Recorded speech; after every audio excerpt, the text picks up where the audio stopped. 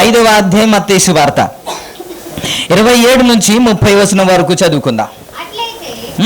నీవు నా సొమ్ము సహకారుల యొద్ద ఉంచవలసి ఉండెను, నేను వచ్చి వడ్డీతో కూడా నా సొమ్ము తీసుకొని ఉందునే అని చెప్పి ఆ తలాంతును వాని యొద్ద నుండి తీసివేసి 10 తలాంతులు గల వానికి ఇయ్యుడి, కలిగిన ప్రతి వానికి ఇయ్యబడును, అతనికి సమృద్ధిగా కలుగును. లేని వాని యొద్ద నుండి వానికి కలిగినది తీసివేయబడును. మరియు పనికి మాలిన దాసుని వెలుపటి చీకటిలోనికి త్రోసివేయుడి, అక్కడ ఏడుపును పండ్లు కొరుకుటయును ఉండునా. నేను చిన్న ప్రార్థన చేసుకుందాం. పరిశుద్ధుడును మహోన్నతుడైన తండ్రి, నీకు వందనాలు ప్రభు. ఇంతవరకు నీవే నడిపించానైనా. చదవబడిన లేఖనాన్ని మీరు ఆశీర్వదించండి. మాతో మాట్లాడండి ప్రభు. వినే చెవులు, గ్రహించగల మనసు మా అందరికీ దయచి మరి వేడుకుంటున్నాను ప్రభు. పరిశుద్ధాత్మ కార్యమును ప్రతి ఒక్క హృదయంలో జరుగునుగా కానీ ప్రకటిస్తున్నాం. మీరే ప్రతి ఒక్కరిని సంధించండి, మాట్లాడండి నాయనా. మమ్మల్ని బలపరచండి, నిలబెట్టండి, స్థిరపరచండి యేసయ్యా. నీ కొరకు వాడుకోండి. నీ సహాయమును కోరుకుంటూ యేసు నామములో అడుగుచున్నాము తండ్రి, ఆమేన్, ఆమేన్. సో ఎవరు నరకం అనగానే చాలా మంది ఏంటి పాపం చేసిన వారు ఇది అని చెప్పాం కదా. ఈరోజు గడిచిన వారంలో నేను ఒక మాట జ్ఞాపకం చేసి, నీ నోటి మాటను బట్టే తీర్పు తీరుస్తాను, దాన్ని బట్టే దేవుడు నరకాగ్నిలోనికి పంపిస్తారని మరొక మాట మీకు జ్ఞాపకం చేస్తున్నాను. ఏంటి అని అంటే, మీరు ఎప్పుడు ఊహించలేదు ఇలా చేసినా నరకానికి వెళ్ళిపోతారా, ఈ విధంగా చేసినా నరకానికి వెళ్తారా అని ఎప్పుడు మనము ఊహించలేదు. మనకు ఒకటే ఏంటంటే, తప్పు చేస్తేనే నరకానికి వెళ్తారు అనే భ్రమలో ఉన్నాం కదా. కాబట్టి ఇలా చేసిన నరకానికి వెళ్ళిపోతారా అనే మాట మీకు గుర్తు చేస్తాను. ఏమిటి అని అంటే, ఆయన కోపగిస్తూ మండిపడుతూ మాట్లాడుతున్న మాట 27వ వచనము. అలాగైతే నా సొమ్ము సావుకర్ల యొద్ద ఉంచవలసి ఉండేను కదా, నేను వచ్చి వడ్డీతో సహా తీసుకుందును అంటున్నాడు. అంటే నేను నీకు ఇచ్చాను కదా ఆ సొమ్ము, అది వేస్ట్ అయిపోయింది, ఇంతవరకు వేస్ట్ అయిపోయింది. అది నువ్వు వాళ్ళ దగ్గర ఉంచేసి ఉంటే బాగుండు కదా, వాళ్ళ దగ్గర పెట్టుంటే బాగుండు కదా, అది వడ్డీ అయినా నాకు వచ్చింది కదా, ఇప్పుడు వడ్డీ లేదు ఏమీ లేదు, వేస్ట్ అయిపోయింది కదా అని 30వ వచనంలో పనికి మాలిన ఆ దాసుని అన్నాడు. ఎవరు పనికి మాలిన? ఇప్పుడు 28, 29 తీసేద్దాం. 28, 29 తీసేద్దాం. ఆ తలంతు అని యొద్ద నుంచి తీసేసి కలిగిన వారికి ఇవ్వబడును అనేది 2 మాటలు ఉన్నాయి కదండి. ఈ 2 మాట తీసి 27, 30 కలిపితే ఎలా వస్తుంది అని అంటే, వడ్డీతో సహా, వడ్డీతో కూడా నా సొమ్ము తీసుకొందునని చెప్పి అని 30 చదివితే, మరియు పనికి మాలిన ఆ దాసుని వెలుపట చీకటిలో. ఇప్పుడు వెలుపట చీకటిలో వెయ్యండి అనడానికి దేనికి? ఈ సొమ్ము సావుకర్ల దగ్గర ఉంచలేదంట, ఆ తలంతు వ్యాపారము చేయలేదంట, తలంతు వ్యాపారము వాడుకోలేదంట. ఏం చేయలేదు? వాడుకోలేదు, అలా దాచుకున్నాడంట. తలంతు అయితే ఉంది, చక్కగా పాడగలదు. పాడమంటే అనియా పాడే తలంతు ఉన్నాయా లేదా? పాడమంటే పాడరు. ప్రార్థన చేసే తలంతులు ఉన్నాయి, ప్రార్థన చేయమంటే చేయరు. ఈ తలంతు ఏం చేసుకుంటున్నారంట? దాచుకుంటున్నారంట. ఎవరైతే తలంతు కలిగి కూడా దాచుకుంటారో, అది వినియోగించారో, దేవుడు తీర్పు తీరుస్తాడు. హల్లెలూయా. చక్కగా వాక్యం చెప్పే తలంతు ఉంది కదా, వాక్యం చెప్పగలరు కదా, నిలబడితే అద్భుత రీతిగా మాట్లాడతారు కదా, అనేక మంది హృదయాలు ఆకర్షించేటట్టు మాట్లాడగలరు కదా. మరి ఆ తలంతు ఏం చేయాలి? అసలు దేవుడు దేనికి ఇచ్చాడు? దాచుకోవడానికా? ఆ దాచుకొని పూజ చేసేయడానికా? మరి దేనికి ఇచ్చాడు? అది వాడుకోవడానికే కదా, అది వాడబడ్డానికే కదా. మరి ఎప్పుడు వాడబడతాం? అది ఎప్పుడు వాడబడతాం? మనం చచ్చాక, పని అయిపోయాక, మంచం మీద పడాక, డాక్టర్లు చేతులు ఎత్తేసాక, మరి ఎప్పుడు వాడబడతాం? అవకాశం ఉండేటప్పుడు వాడబడాలి కదా, అవకాశం ఉండేటప్పుడు వాడుకోవాలి కదా. ఎక్కడైతే దేవుడు సమయం ఇస్తున్నాడో అక్కడ వాడుకోవాలి కదా. ఆ తలంతు అక్కడ వాడుకుంటేనే ఆయన సంతోషిస్తాడు కదా. అందుకే కదా దేవుడు నీకు తలంతులు ఇచ్చాడు. ఆ తలంతు దాచిపెట్టుకొని నువ్వు ఇంకా నాకు సమయం లేదు, నాకు అవ్వదు, మీకు తెలుసు కదా నాకు సమయం లేదని చెప్పుకోవడానికి కాదు కదా. ఆ తలంతు నిన్ను నమ్మి ఎందుకు ఇచ్చాడు అని అంటే నువ్వు ఆ తలంతు వాడుతావేమో అనేసి. Praise the lord. ఇతడు అన్యుడేమీ కాదు కదా, ఇతడు ఒక సంఘ కాపరి కదా. ఇతనికి ఒక అప్పచెప్పింది ఒక సంఘాన్ని కదా. ఆ తలంతు వినియోగించకుండా, ఆ సంఘాన్ని వినియోగించకుండా దాచిపెట్టుకున్నాడంట. ఏం చేసుకున్నాడు? దాచిపెట్టేశాడటండి. అందుకే ఈ సంగతులన్నీ తెలిసే మీ అందరికీ ఏం చేస్తుంటారంటే మీరు వద్దన్న టైం ఇస్తున్నాను. ఎందుకు తెలుసా? వద్దన్న నేను టైం ఇస్తున్నాను. ఎందుకు అని అంటే వద్దండి నేను చెప్పలేనండి, నాకు వద్దండి, నాకు టైం లేదండి, నాకు ఇదే అండి, నాకు అదే అండి అని మీరు చెప్పినా సరే ఎందుకు మీకు సమయం ఇచ్చి బ్రతిమిలాడి అది చెప్పాలంటే ఒక 5 నిమిషాలు బ్రెయిన్ వాష్ చేయాలి. ఆ బ్రెయిన్ వాష్ చేస్తే అప్పుడు ఓకే అంటారు. అప్పుడు ఓకే అని 5 నిమిషాలు ప్రిపేర్ అవుతారు. ఎందుకు మీకు అంతగా బ్రతిమిలాడుతున్నాను అని అంటే దేవుని తీర్పులో మీరు నిలబడకూడదని. ఇదిగో ఈయనలాగా మీరు పనికి మాలిన వ్యక్తి అని దేవుని చేత పిలువబడకూడదని, బలా నమ్మకమైన మంచి దాసుడా అని పిలువబడాలని. దేవుడు ఇంత తలంతు ఇచ్చింది నువ్వు దాచిపెట్టుకోవడానికి కాదు, నాకు సమయం లేదా అని నువ్వు పారిపోవడానికి కాదు, ప్రతి దానికి సాకు చెప్పి ఆగిపోవడానికి కాదు. నీకు తలంతు ఇచ్చింది దేనికి ఇచ్చాడంట? ఇప్పుడు మనకు అందరికి ఇచ్చాడా? కొందరికి ఇచ్చాడా? అందుకే అడిగాను. ఆ తలంతు దాచి పెడతారనుకోండి, దేవుడు లెక్క అడుగుతాడు. వేస్ట్ అయిపోయింది అంటాడు కదండి. మీరు చదువుతారా ఒకసారి లూకాసు వార్తలోనే 13వ అధ్యాయం తెలుసు కదా, ఉపమానం. 13వ అధ్యాయంలో ఉపమానం మనం చూస్తుంటే 7వ వచనంలో గనుక ఇదిగో 3 ఏండ్ల నుండి నేను అంజూరపు పండ్లను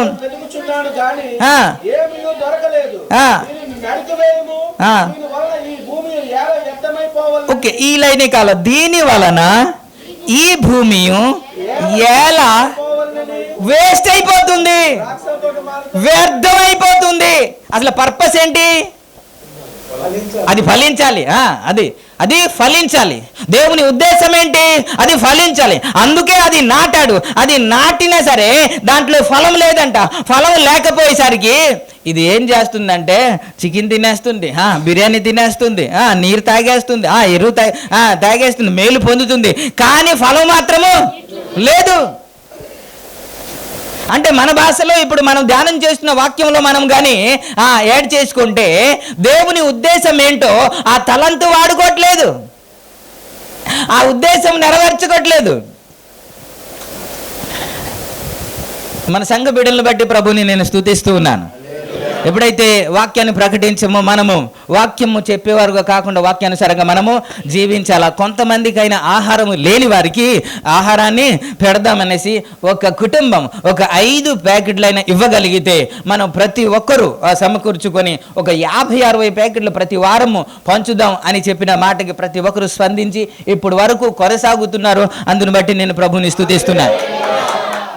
అయితే ఒకే లైన్లో మనం వెళ్ళకుండా మరి ఒక లైన్లో కూడా కొంత ఏరియాకి కూడా మనం వెళ్తే బాగుంటుంది అని కొంతమంది టీబీ హాస్పిటల్, అది టీబీ హాస్పిటల్నా 3 టౌన్ సైడ్ వెళ్ళారంట. వెళ్ళిన తర్వాత ఎవరికో భోజనం ప్యాకెట్ ఇస్తే వాడు అందుకొని ఆ చెత్త కుండలో వేసారని ఎవరో నాకు చెప్పారు. అందుకొని చెత్త కుండలో వేసేసాడంట. అందుకున్నాడు కాంప్లెక్సా అందుకున్నాడంట, చెత్త కుండలో వేసాడంట. వారు వచ్చి నాకు చెప్తున్నా, అయ్యా తీసుకున్నాడు కానీ నాకు లేదంటే బాగుండు కదండి, లేదంటే బాగుండు కదా, తీసుకొని భోజనం చేయకుండా ఆ చెత్త కుండలో పడేశారు అని చాలా బాధపడుతున్నారు. అది పెద్ద ఖరీదేమీ కాకపోయినా సరే మన ఆశ ఏంటి, మన ఉద్దేశం ఏంటి? కొంతమందినైనా సరే ఆకలితో ఉన్న వారు కడుపు నింపాలి, వారి ముఖంలో సంతోషాన్ని చూడాలి, వారి ఆకలి తీర్చడానికే కదా ఇది ప్రిపేర్ చేశాము. అది ఎప్పుడైతే వేస్ట్ అయిపోయిందో వీళ్ళొచ్చి అది ఏమైనా 100 లేకపోతే 1000 అవుద్దా అంటే అది ఏమీ కాదు. అది ఖరీదైంది కాకపోయినా సరే అది వేస్ట్ అయిపోయినందుకు తెగ బాధపడిపోతున్నారు. ఇప్పుడు చెప్పండి, అది దేని కొరకైతే నువ్వు తయారు చేశావో, దేని ఉద్దేశంతో అయితే పంచుతున్నావో ఆ ఉద్దేశం నెరవేర్చబడలేదని నువ్వు బాధపడితే అసలు తలంతు దేవుడు నీకు ఇచ్చింది దేనికి? అది వాడుకోవడానికే కదా. అసలు ఇప్పటి వరకు వాడుతున్నారా? అది ఎప్పుడెప్పుడు వాడాలా? అప్పుడప్పుడు వాడాలా లేకపోతే ప్రతిసారి వాడాలా? ఏంటండి మాట్లాడండి. మరి సీరియస్ మూడ్లోనికి వెళ్ళకుండా రండి. ఇప్పుడు ప్రతిసారి వాడాలా లేకపోతే అప్పుడప్పుడు వాడాలా? ఏమండి కదా, ప్రతిసారి వాడాలి కదా. అయినా ఇప్పటి వరకు వాడట్లేదు కదా. అవకాశం ఇస్తున్నా దేవుడు, అవకాశం ఇస్తున్నా వాడుకోవట్లేదు కదా, సద్వినియోగం చేసుకోవట్లేదు కదా. అందుకే సమయాన్ని సద్వినియోగము చేసుకోండి అని దేవుడు చెప్పాడు కదా. ఎప్పుడు ఇంకా సమయం నీకు వస్తుంది? దేవుడు ఎప్పుడు నీకు సమయం ఇవ్వడు. మనం ఎలాగనుకుంటాం అంటే మనం ఖాళీ అవ్వాలా. ఏంటి అవ్వాలా? ఈ ప్రార్థనకు కూడా ఎప్పుడు వస్తారు తెలుసా? కొద్దిగా ఖాళీ అవ్వాలా. ఏంటి అవ్వాలా? ఖాళీ అయితే అప్పుడు ప్రార్థనకు వస్తాం. ఏ ప్రార్థనకి? ఉపవాస ప్రార్థనకి. నీ ఖాళీ అవ్వదు, ఖాళీ అవనివ్వడు. ఏదో పని పెడతాడు, ఏదో ఒక ఒత్తిడి పెడతాడు, ఏదో ఒక ఆటంకం పెడతాడు, నీకు రానివ్వకుండా చేస్తాడు. ఖాళీ అవనివ్వడాడు. నువ్వే ఖాళీ చేసుకోవాలి. మార్కు సువార్తలో ఏముంది తెలుసా? 15వ అధ్యాయము 43వ వచనంలో యోసేపు గురించి మాట్లాడుతూ యోసేపు తెగించి, సాయంకాలం అయినప్పుడు అరమతయము యోసేపు తెగించి, చాలు, ఆ తెగించి అనే మాట నాకు కావాలి. అరమతయ యోసేపు తెగించి అన్న మాట దేనికి మనం వాడతాం? ప్రాణానికి తెగించి కాపాడాడురా అని అంటాం కదా. తెగించి అంటే తనకి ఏదో ప్రమాదం ఉంది, ఏదో ఇబ్బంది ఉంది, తన ప్రాణానికే ఏదో ముప్పు ఉంది, అయినప్పుడు కూడా తెగించాడు. దేవునికి స్తోత్రం, హల్లెలూయా. దీని గురించి కూడా సందేశం మనం విన్నాం కదా. ఎవరు దేవుని సన్నిధికి రాగలంటే తెగిస్తే. Praise the Lord. దేనికి? తెగిస్తే వస్తారు. మనం ఎక్కడ తెగిస్తామండి? ఒక మాట చెప్పనా మీకు, మనకు సొంత పని ఉంటే, మన బంధువులలో ఏమైనా అవసరం వస్తే ఖచ్చితంగా ఉద్యోగానికి పెడతామా లేదా? ఖచ్చితంగా పెడతాం, ఖచ్చితంగా టైంకి వెళ్ళిపోతాం. కానీ ఆ దేవుని సన్నిధికి మాత్రము అది సెలవు పెట్టి మరి ఏదో విధంగా సార్కి చెప్పి అయినా సరే వస్తాం అనే ఉండదా? ఉండదు. సార్ మీకు ఏం తెలుసు సార్ మా బాధ అంటారేమో. యెరూషలేము ప్రాకారం పడిపోతే నెహెమ్యా ఎవరు తెలుసా? ద్రాక్షారసము అందించడు. గిన్నె అందిట పానదాయకుడు. ఈ పానదాయకుడికి వెంటనే మార్చరు. ప్రధానికి డ్రైవరు ఎప్పుడు పడితే అప్పుడు మార్చేస్తారండి? మార్చరు. నమ్మకమైన వాడు కావాలి. ఎప్పుడు పడితే అప్పుడు, ఎవరిని పడితే అప్పుడు మార్చరు. పానదాయకుడు అంటే ఏమో తెలియనివాడు విషం కల్పించి ఇచ్చేస్తాడేమో, ఎవరికి తెలుసు. కాబట్టి నమ్మకమైన వాడు ఉండాలి. ఆడు లేకపోతే ఇంకొకటి లేకపోతే అలా మార్చరు. అలాంటిది ఏడ్చాడంట. యెరూషలేము ప్రాకారం పడిపోయింది, గుమ్మంలో కాల్చబడింది, అక్కడ ప్రజలందరూ హింసను, నిందను, అవమానమును పొందుతున్నారని తెలిసిన తర్వాత ఇప్పుడు వెళ్ళి ఏం చేశాడంటే, అయ్యా నేను వెళ్ళాలి అన్నాడు. అడగొచ్చా?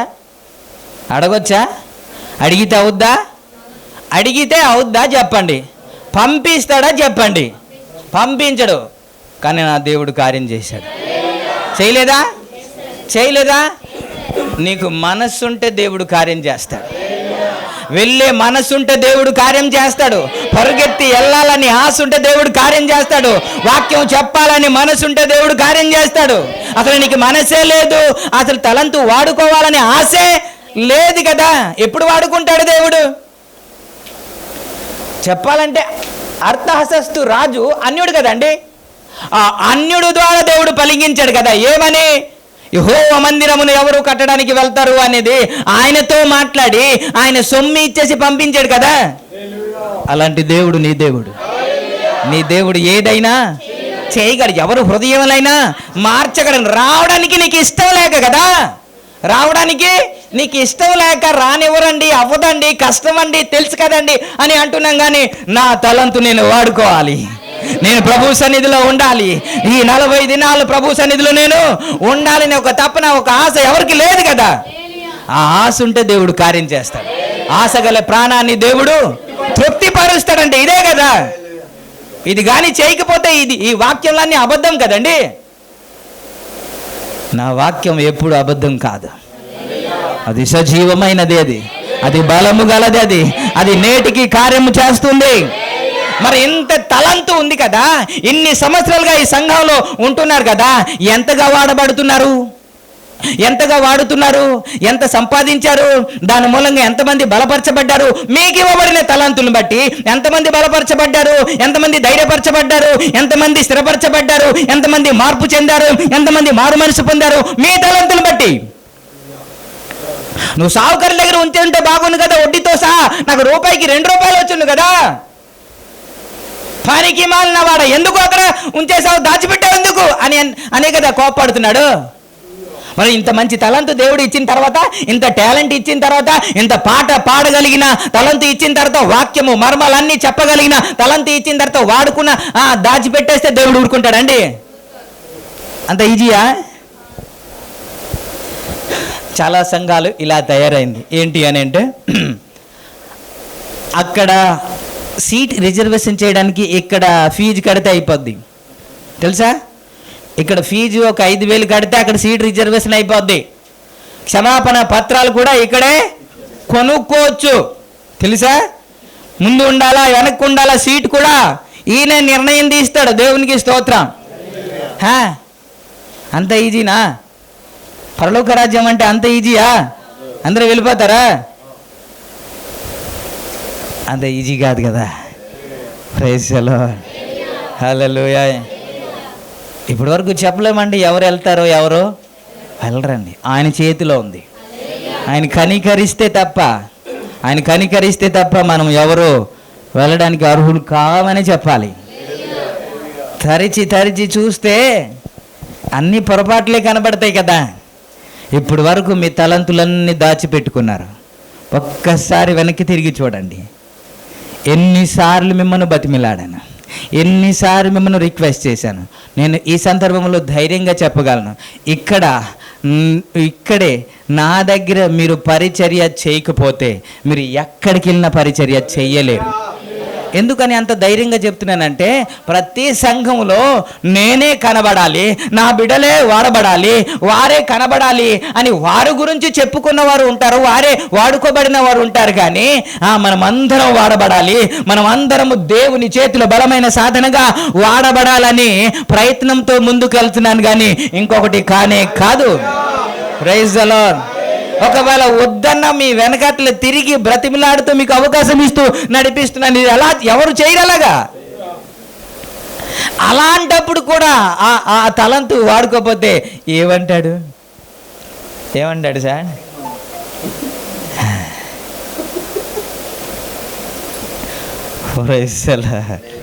హల్లెలూయా.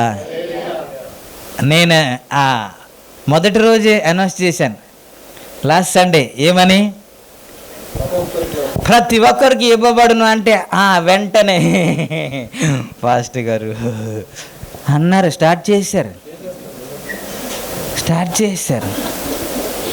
లెక్క అడుగుతాడు దేవుడు, లెక్క అడుగుతాడు.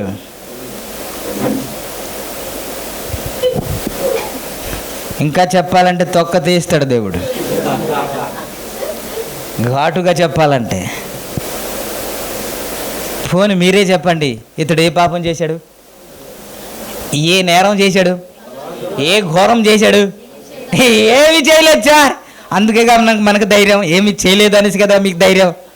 అక్కడ రిజర్వేషన్ అయిపోయింది అనేసి, ఖర్చు వేసావు అనేసి అదే ధైర్యంతో కదా ఉండిపోతున్నాం. కాదు, నువ్వు దాచిపెట్టేస్తున్నావు కదా, వాడబడట్లేదు కదా, అది వాడుకోవట్లేదు కదా.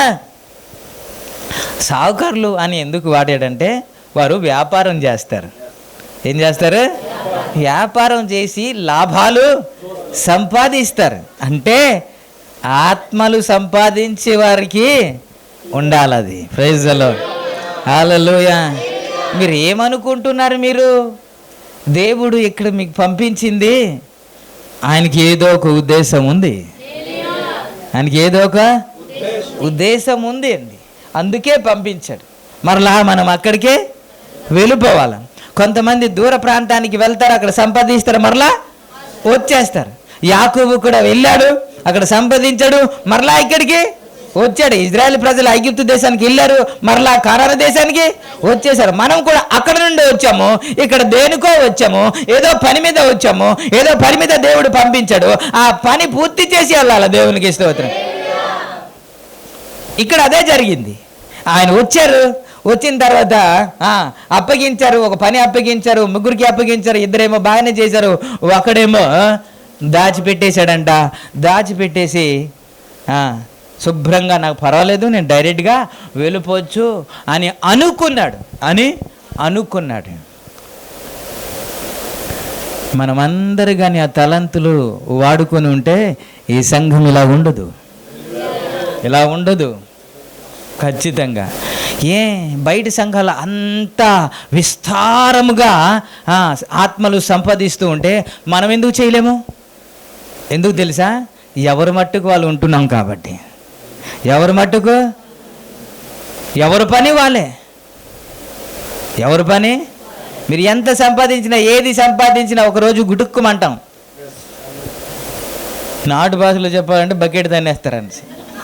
ఏంటే తన్నేస్తే ఇల్లు వస్తుందా? కోట్లు వస్తాయా? చైన్లు వస్తాయా? ముక్కు పుడుకులు వస్తాయా? చెవులు వస్తాయా? పాపిడి బిల్లు వస్తాయా? అవేం లేనట్టుంది దేవుడికి. ఏ రాదు. దీని కొరకే కదా ప్రయాస, దీని కొరకే కష్టం.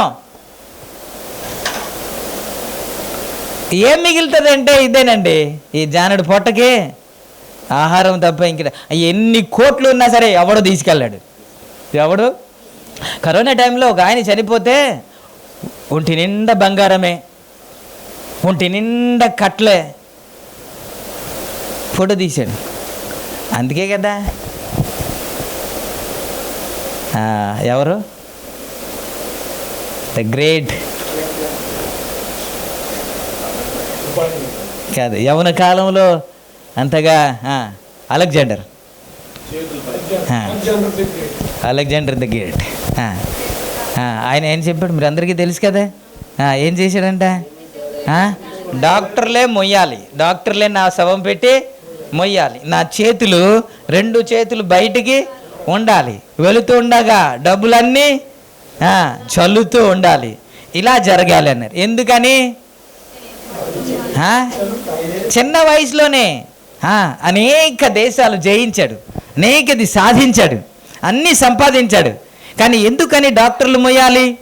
చెప్పండి, ఎందుకని డాక్టర్లు మొయ్యాలి? ఎందుకని డాక్టర్లు కూడా ఏ డిసీజ్ వచ్చినా లేకపోతే ఏ అనారోగ్యం వచ్చినా సరే ఎవడు ఏమీ చెయ్యలేడు. ఎంత మెడిసిన్ చదివినా, ఎంత మేధావి అయినా, ఎంత జ్ఞానం ఉన్నా, ఎంత తెలివితేటలు ఉన్నా సరే ఎవ్వడు ఏమీ చెయ్యలేడు డాక్టర్తో సహా.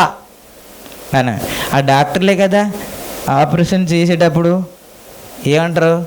సైన్ చేయండి అంటారు. మా ప్రయత్నం మేము చేస్తాం, ఆ తర్వాత కదా. మరి ఇవన్నీ తెలిసిన తర్వాత మనం మైండ్ అంతా ఎవరి మీద ఉండాలి? దేవుని మీద ఉండాలి, ఆయన మీదే ఉండాలి. సమస్తము చేయగలిగిన వాడు ఆయనే. మరి ఎందుకని చేతులు ఇలా చేయాలి అని అంటే, నేను చాలా సంపాదించాను, ఏవి తీసుకెళ్ళి దీని కొరకే కదండి ప్రార్థన మానేస్తున్నాం. దీని కొరకే కదా. నేను అనుకుంటాను ఈ నెహెమ్యా గురించి జ్ఞాపకం చేశాను కదా. ఒకవేళ సెలవు అడిగితే ఉద్యోగం నుంచి పీకేస్తాడా లేదా? పీకే సత్తా ఉందా లేదా? పీకే అవకాశం ఉందా? ఎవర్రా నీకు? నీ మందిరాన్ని కట్టడానికి వెళ్తావా? ఇక్కడేమో గిన్నె అందించుకుంటా నీ దేవుని మందిరం కట్టడానికి వెళ్తావా? ఉంటే ఉండు, లేకపోతే అంటాడేమో అని ప్రార్థనకు రావట్లేదు మనం, అంతేనా? అలా జరుగుతుందేమో అని ప్రార్థనకు రావట్లేదు. కానీ నా దేవుడు మార్చేస్తాడు. Praise the lord. ఆయన ఏదైనా చేయగలడు. ఆయన నా దేవుడు ఎవరినైనా మార్చగలడు. చిన్న ప్రార్థన చేశాడంట. అక్కడ చూడండి, నువ్వెందుకు ఇలా ఉన్నావు అని అనగానే నెహెమ్యా గురించి ఒక్కసారి మీరు చదివితే బాగుంటుంది. 2వ అధ్యాయంలోనే అనగా ఆ. నీ ముఖము విచారముగా ఉన్నదేమి, ఆ. నీ హృదయ దుఃఖము చేతనే ఆ. అది కలిగినదని నాతో అనగా ఆ. నేను మిగులు భయపడి ఆ. రాజు చిరంజీవి అగునుగాక ఆ. నా పితరుల సమాధులున్న పట్టణము పాడైపోయి ఉమ్. దాని గుమ్మములను అగ్ని చేత కాల్చబడి ఉండగా నాకు దుఃఖముఖము లేకపోవునా అని రాజుతో అంటిని.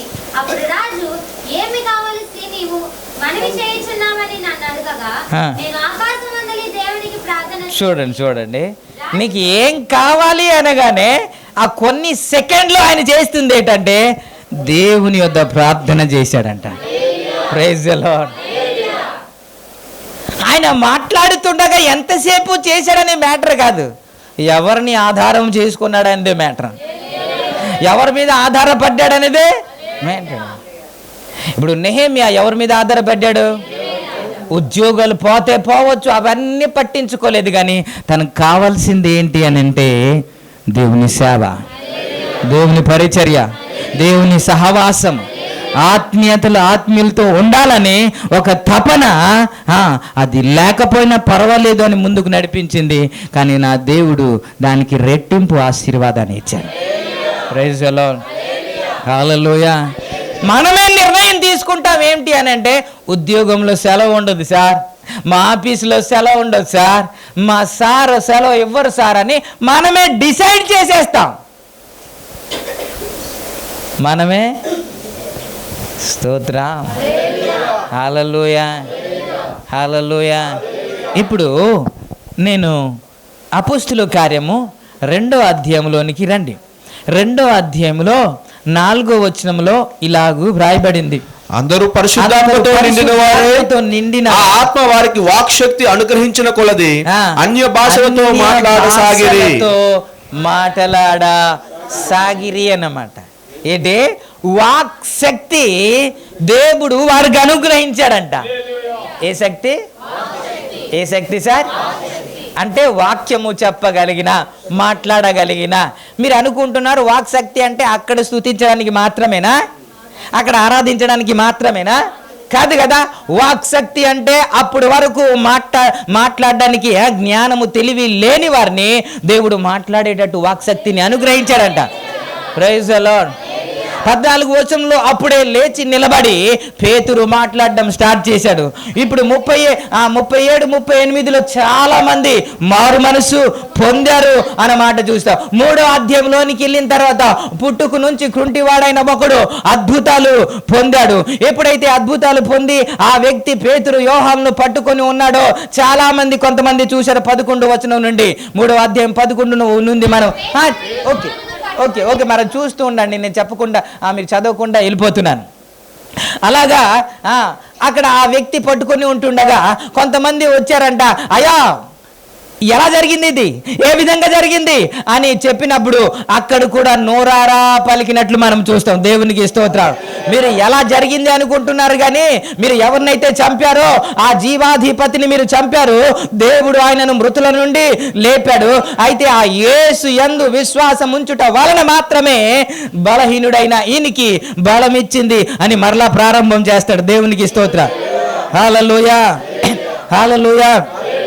4వ అధ్యాయానికి వెళ్ళిపోయిన తర్వాత వారు ప్రజలతో మాట్లాడుచుండగా యాజకులు, దేవాలయపు అధిపతి, సద్దూకైలు వారు ప్రజలకు బోధించుటయు, యేసును బట్టి మృతుల నుండి పునరుత్థానము కలుగునని ప్రకటించుటయు చూచి కలవరపడిరి. వారిని బలాత్కారంగా పట్టుకున్నారంట. బలాత్కారంగా పట్టుకొని సభ దగ్గరికి తీసుకెళ్లారు. ఇది ఎలా జరిగింది మీరు చెప్పండి అని చెప్పిన తర్వాత ఇంకా 8వ వచనం, 4వ అధ్యాయం 8వ వచనం నుండి పేతురు పరిశుద్ధాత్మతో నిండిన వారై ఇట్లా నేను ప్రజల అధికారులారా, పెద్దలారా, ఈ దుర్బలునికి చేయబడిన ఉపకారమును గూర్చి వాడు దేని వలన స్వస్థత పొందినని నేడు మిమ్మల్ని విమర్శించుచున్నారు గనుక మీరందరూ ఇశ్రాయేలు ప్రజలందరూ తెలుసుకోవలసినదేమనగా. మరలా మనం చూద్దాం. ఇలా చెబుతూ 12వ వచనానికి వచ్చి ఏమన్నాడంటే, ఈ నామము వలనే మనకు రక్షణ పొందవాలని నేను గాని ఆకాశము క్రింద మనుషులలో ఇవ్వబడిన మరి ఇలా జరిగిన తర్వాత వారు ఏమన్నారంటే 18వ వచనంలో, ఈ నామంలో మీరు ప్రకటించకూడదు, ప్రచురం చేయకూడదు, యేసు నామమును బట్టి మీరు బోధించకూడదు అని గట్టిగా వార్నింగ్ ఇచ్చాడంట. ఇచ్చారా? 18వ వచనంలో ఇచ్చారా? అప్పుడు వారు పిలిపించి, మీరు యేసు నామమును బట్టి ఎంత మాత్రమును మాట్లాడకూడదు, బోధింపకూడదని వారికి ఆజ్ఞాపించిరి. చాలు చాలు చాలు చాలు. ఇప్పుడు తలెత్తి వినండి. Praise the lord. దేవుడు వారికి ఏమిచ్చాడు? వాక్శక్తి ఇచ్చాడు, వాక్యాన్ని చెప్పగలిగిన తలంతు ఇచ్చాడు. వీళ్ళు ఏమంటున్నారు? మీరు ప్రకటించకూడదు, మీరు బోధించకూడదు అని అంటూ ఉంటే వారు 19-20 వచనంలో ఏమంటాడు తెలుసా? అందుకు పేతురు యోహానును వారిని చూచి, దేవుని మాట వినుట కంటే మీ మాట వినుట దేవుని దృష్టికి న్యాయమా? మీరే చెప్పుడి, మేము కన్న వాటిని విన్న వాటిని చెప్పక ఉండలేము వారికి ఉత్తరం ఇచ్చిరి. Praise the Lord. హల్లెలూయా. ఇప్పుడు ఆ వాక్శక్తి వినియోగిస్తున్నారా, దాచిపెట్టారా వీళ్ళు? ఏంటి? అప్పుడప్పుడా, ఎల్లప్పుడా? అనుకూల టైంలోనా, ప్రతికూల టైంలోనా? అవకాశం ఉండేటప్పుడా, అవకాశం లేనప్పుడు కూడానా? వద్దన్నటప్పుడా, చెప్పువనేటప్పుడా? మనకు అవకాశం ఉంటే మనం చెబుతాం, వద్దంటే ఇంకేంటి? మనకు అవకాశం లేదు, వద్దంటున్నారు, ఒత్తిడి వస్తుంది, వాక్యం చెప్పకూడదు. కానీ దేవుడు ఏమిచ్చాడు? వాక్శక్తి ఇచ్చాడు. వారికి వాక్శక్తి ఇచ్చాడు కాబట్టి, వాక్యము చెప్పగలిగిన తలంతు దేవుడు ఇచ్చాడు కాబట్టి ఎక్కడికి వెళ్ళినాను వాక్యం చెప్పకుండా. అందుకే మేము దేవుని మాట వినాలా, మీ మాట వినాలా? అసలు మీరే చెప్పండి. మేము కన్న వాటిని విన్న వాటిని చెప్పకుండా, నేను చెప్పనా? ఇంకొకటి, అద్భుతమైన పరిచర్య మీరు చేసేవారు కదండి. ఒకప్పుడు అద్భుతమైన సువార్త ప్రకటించేవారు కదా. ఎవరైనా కనబడితే దేవుని ప్రేమను చెప్పకుండా ఉండలేకపోయేవారు కదా. ప్రతి ఒక్కరికి దేవుని గురించి ప్రకటించాలని ఆ తపన మొదటి దినాల్లో ఉండేది కదా. ఇప్పుడు ఆ తలంతు ఎంతగా వాడుకున్నారు కదా. ఇప్పుడు ఆ తలంతు ఏమైపోయింది? దాచిపెట్టేశారా? ఆ తలంతులు ఏమైపోయింది? ఆ ప్రేమ ఏమైపోయింది? ఆ ఆసక్తి ఏమైపోయింది? ఆ ఉద్యమం ఏమైపోయింది? ఇప్పుడు ప్రజల్లో కనబడట్లేదు కదా. ఒకప్పుడు మీ జీవితాన్ని ఒకసారి ప్రారంభం దినాల్లో ఎలా ఉండేవారు? మీ ఆత్మీయత, మీ ప్రార్థన, మీ రోషం ఎలా ఉండేది ఒకసారి ఆలోచించండి.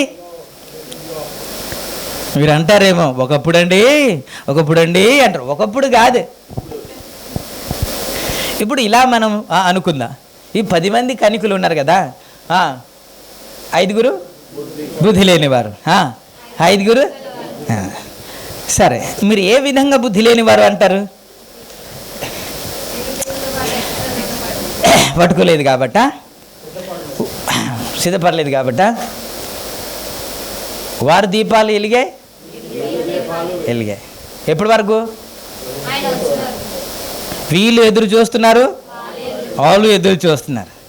వీళ్ళు ఆత్మీయులే, వీళ్ళు ప్రార్థన పరులే, వాళ్ళు ప్రార్థన పరులే. కానీ జరిగింది ఏంటంటే, ఇదిగో పెండ్లి కుమారుడు వస్తున్నాడు అనేటప్పటికి ఆరిపోయింది.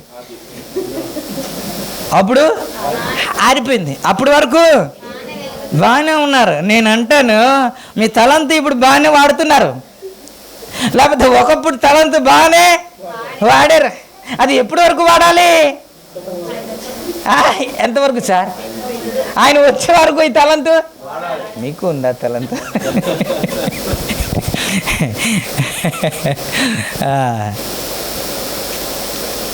ఆయన వచ్చే వరకు వాడాలి. Praise the lord. మనం ఎంత చేయగలమో, 1,00,000 రూపాయలు ఉంది అని అంటే పెట్లో దాచుకుంటామా? ఎవరికైనా వడ్డీకి ఇవ్వమో? ఎంత కొంత వస్తుంది కదండి. ఆ వడ్డీ కూడా ఇంకొకరికి వడ్డీకి ఇవ్వమో? అది పిల్లలకి అంటది కదండి. ఆ పిల్లలు చేసి 1,00,000 రూపాయలు 10 లక్షలు చేసేమో. అది ఒకసారి అప్పు ఇచ్చాం కదా, ఇంక నెక్స్ట్ ఇవ్వద్దు అని ఆగిపోతారా? అంటే 10,000 వడ్డీ వచ్చింది కదా, ఇంకా చాలా అనుకుంటామా? అనండి సార్, నేనేం అన్నో, దీని గురించి చెప్తానని చెప్పాను కదా, టైం వస్తే చెప్తాను, ఇప్పుడు చెప్పను. నేను ఇది ఎందుకు చెబుతున్నానంటే వడ్డీ గురించి కాదు, మనం సంపాదించాలని ఒక ప్రయత్నమే కదా అది. ఇంతటితో చాలు, ఇంకా సంపాదించకూడదు అని కాదు కదా. ఒక రూపాయికి ఇంకో రూపాయి చేయాలి, ఇంకో రూపాయి చేయాలి, ఇంకో రూపాయి చేయాలి, అలా తపన ఉంటుంది కదా. ఇది కూడా అంతే, ఈ తలంతు కూడా దేవునికి స్తోత్రం. ఫస్ట్ వాడు వచ్చాడంట, 5కి 5 చూపించాడంట.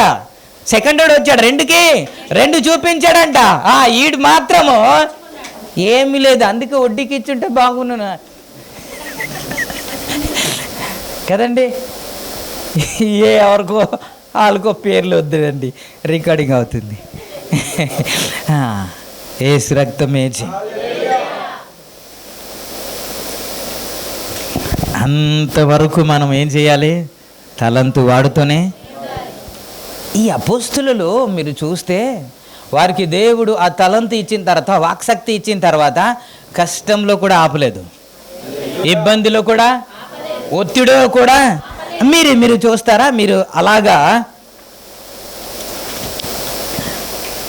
6వ అధ్యాయంలో అద్భుతమైన పరిచర్య జరిగింది. 7వ వచనం మనం చూసుకుంటే, దేవుని వాక్యం ప్రబలమై శిష్యుల సంఖ్య యెరూషలేములో బహుగా విస్తరించెను. మరియు 7వ అధ్యాయానికి వచ్చేటప్పుడు స్టెఫెను మాట్లాడతాడు, స్టెఫెన్ని చంపేస్తారు, ఇవన్నీ మనకు తెలుసు. 8వ అధ్యాయానికి వచ్చేటప్పుడు స్టెఫెన్ చచ్చిపోయిన తర్వాత 8వ మొదటి మాటలో, ఆ కాలమందు యెరూషలేములోని సంఘమునకు గొప్ప హింస కలిగినందున అపోస్తులు తప్ప అందరూ యూదయ సమరయ దేశములందు చెదిరిపోయిరి. పౌలు అయితే ఇంటింట జొచ్చి పురుషులను స్త్రీలను ఈడ్చుకొని పోవచ్చు, చెరసాల్లో వేయించు సంఘమును పాడు చేయుచుండెను. ఏంటి? ఒకటేమో స్టెఫెన్ను చంపేశారు, సంఘానికి గొప్ప హింస కలిగింది. ఆ హింస కలిగినందుకు సంఘమంతా చెదిరిపోయింది. ఆ చెదిరిపోయిన తర్వాత 4వ వచనం చూస్తే, కాబట్టి చెదిరిపోయిన వారు సువార్త వాక్యమును ప్రకటించుచు సంసారము చేయుచురి. ఓకే చెదిరిపోయిన వారు ఊరికే ఆగలేదంట. ఊరికే కష్టం ఉన్నాయి, ఇబ్బందులు ఉన్నాయి, మరణము సంభవించింది. ఎక్కడ కనబడితే ఈడ్చుకొని, ఒకడేమో ఈడ్చుకొని తీసుకెళ్లి చెరసాల్లో వేసేస్తున్నాయి. ఇలాంటి ఇబ్బంది ఉన్న సమయంలో కూడా వారికి ఇవ్వబడిన తలంతు వినియోగించకుండా ఉండలేకపోయారు మొదటి సంఘం. నేను అదే అంటాను, ఎవరిని దేవుడు మెచ్చుకుంటాడు? ఇంత టాలెంట్ ఉండి కూడా తప్పించుకొని తిరుగుతూ ఉంటే, బలా నమ్మకమైన దాసుడా అని నేను మెచ్చుకొని నీ బహుమానాన్ని ఇవ్వడానికి తిరిగి వస్తున్నాడు ఆయన. దానికండి ఇంత టాలెంట్ ఉండి కూడా ఇంతమంది నాశనం అయిపోతుంటే, నీ పక్కన నీ ఫ్రెండ్స్ ఎంతమంది తాగుబోతులు అయిపోయారు, వ్యభిచారులు అయిపోయారు, నాశనం అయిపోయారు, పాపాత్ములు అయిపోయారు. ఇవన్నీ తెలిసి కూడా వారిని రక్షించాలనే తపన లేకపోవడమే. మనం ఇంకా ఉద్యోగం చేయాలా, వ్యాపారం చేయాలా, వ్యాపారంలోనే మునిగి ఉండాలా, ఉద్యోగంలోనే ఉండాలా. రాత్రి పగలు నీకు ఇవ్వబడిన తలంతు దేనికి వాడతారు తెలుసా? ఉద్యోగానికే. మన ప్రభు కొరకు ఎప్పుడు వాడబడతామో తెలియదు. ప్రైజ్ అలా. ఎందుకు బాధతో ఇవన్నీ చెబుతున్నానంటే, దేవుడు వచ్చి మిమ్మల్ని అడగకూడదని, మిమ్మల్ని దోషిగా నిలబెట్టకూడదని, పనికి మాలిన వాడు అని అనకూడదని, బలా నమ్మకమైన మంచి దాసుడా అని అనాలని. స్తోత్రం, హల్లెలూయా. ఇంత కష్టంలో కూడా తెగించి వాక్యం చెప్పేవారిని దేవుడు బలా నమ్మకమైన దాసుడా అంటాడా? నీకు ఇంత మంచి అవకాశం ఉండినప్పటికీ కూడా ఆలస్యంగా వస్తూ రాకుండా ఉండిపోయిన వారికి బలా నమ్మకమైన దాసుడా అంటాడా? చెప్పండి సార్.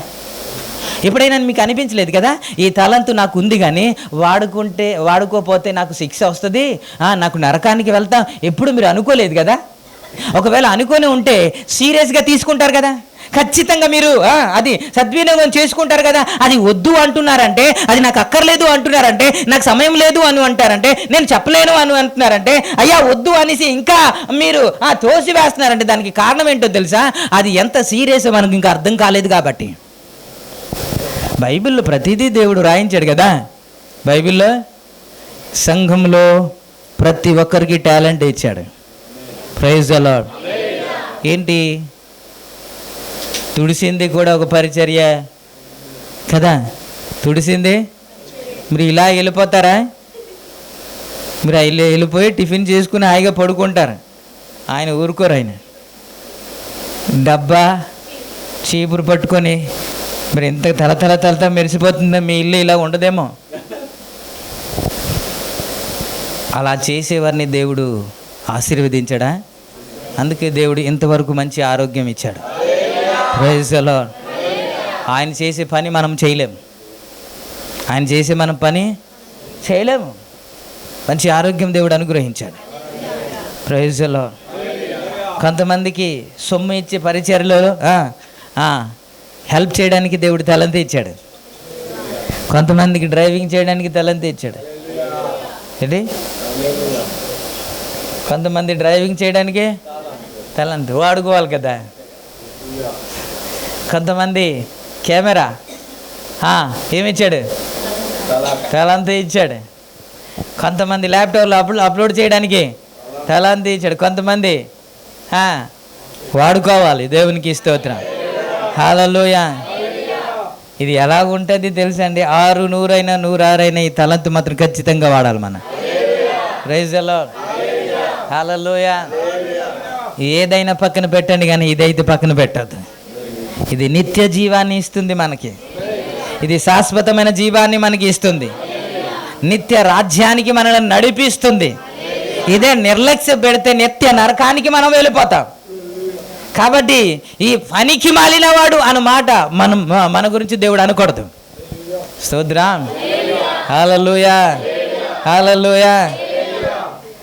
వెలుపట చీకట్లు పడవేయండి అని చెప్పిన మాట ఎవరి గురించి? ఆయన గురించే కదా. రెండే పొరపాటు మీకు జ్ఞాపకం చేశాను. ఏంటి?